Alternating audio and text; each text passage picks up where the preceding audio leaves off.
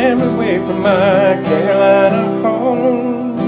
Had dreams about the West and started to roam home. 6 long months on the dust-covered trail. They say heaven's at the end, but so far it's been hell. And there's fire on the mountain, lightning in the air, gold in them hills, and it's waiting for me there.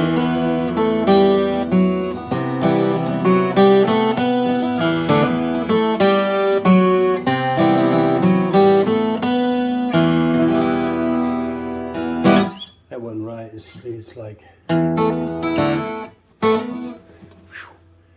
it's 12 strings hard to play, man.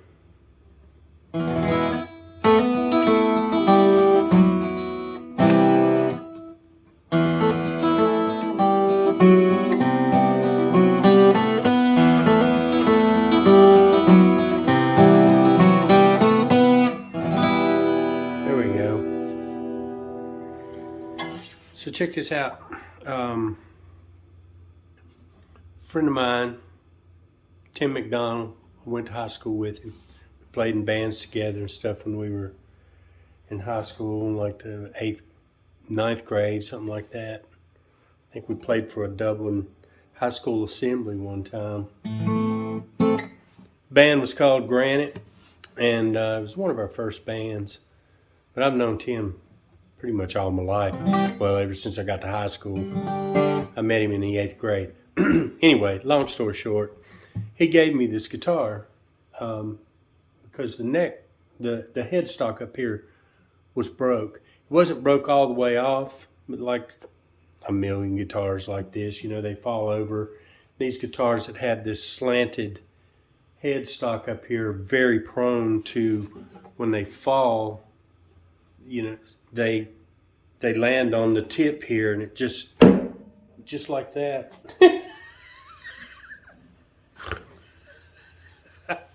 Sorry, guys. Anyway, that was the body down here hitting this metal thing over here.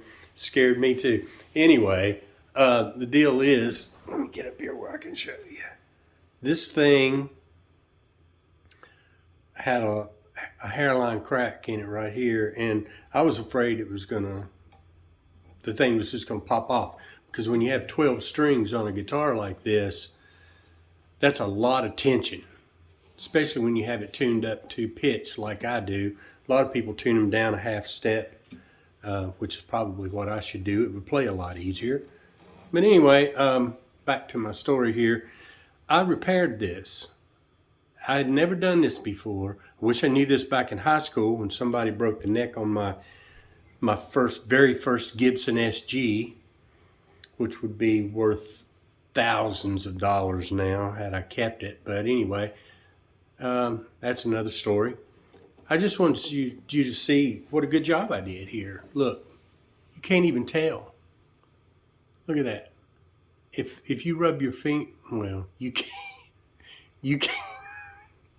can't rub your finger on this, but I can, and you can see there's no evidence of a crack there. I did a really, really good job.